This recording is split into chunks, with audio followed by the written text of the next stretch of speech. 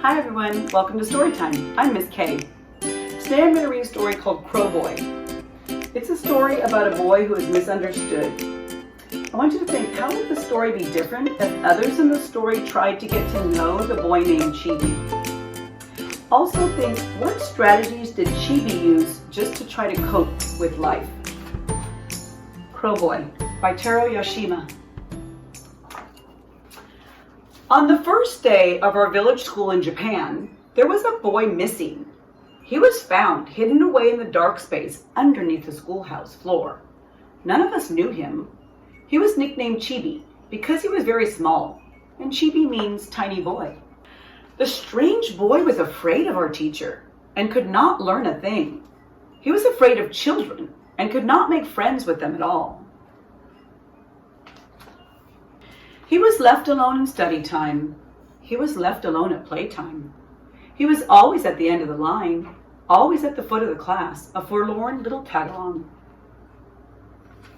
Soon Chibi began to make his eyes crossed so that he was able not to see whatever he did not want to see. And Chibi found many ways, one after another, to kill time and amuse himself. Just the ceiling was interesting enough for him to watch for hours. A wooden top of the desk was another interesting thing to watch. A patch of cloth on a boy's shoulder was something to study. Of course, the window showed him many things all year round. And even when it was raining, the window had surprising things to show him. On the playground, if he closed his eyes and listened, Chibi could hear many different sounds, far and near. And Chibi could hold and watch insects and grubs that most of us wouldn't touch or even look at. So that not only the children in our class, but older children and even younger ones called him stupid or slowpoke. But, slowpoke or not, day after day, Chibi came trudging to school. He always carried the same lunch, a rice ball wrapped in a radish leaf. And even when it rained or stormed, he still came trudging along, wrapped in a raincoat made from dried zebra grass.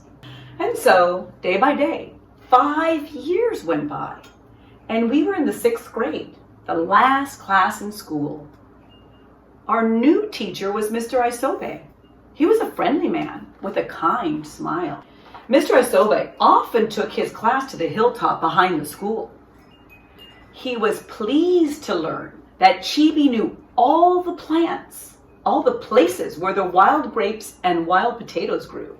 He was amazed to find out how much Chibi knew about all the flowers in the class garden.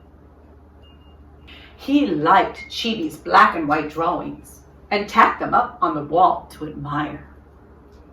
He liked Chibi's own handwriting, which no one but Chibi could read, but he tacked them up on the wall as well. And he often spent time talking with Chibi when no one else was around.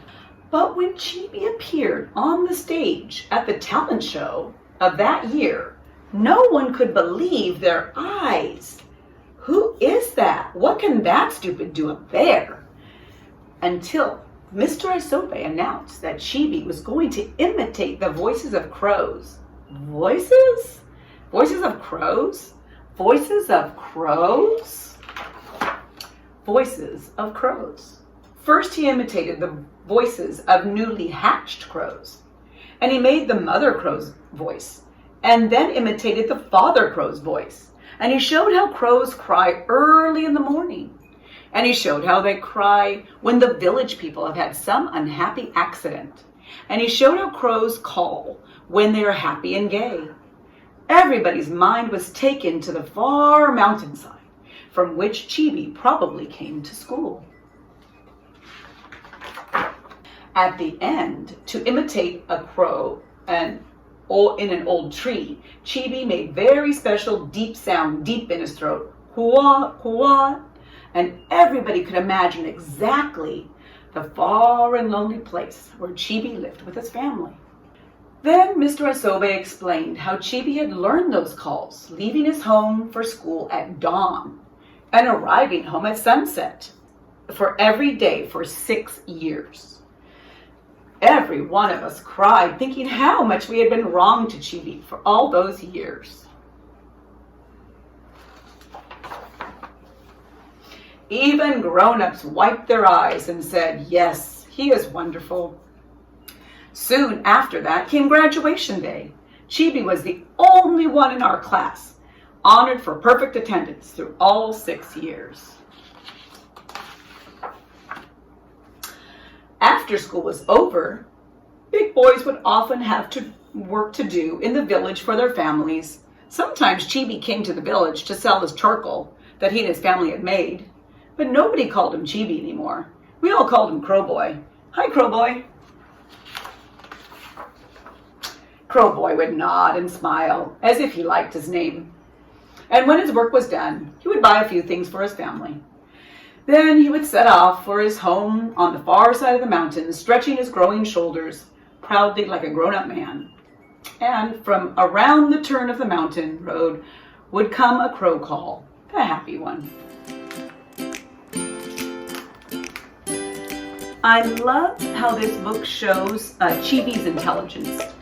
And I want you to think about all the different ways that people can show that they're intelligent. And then think about what are some of the ways that you are intelligent.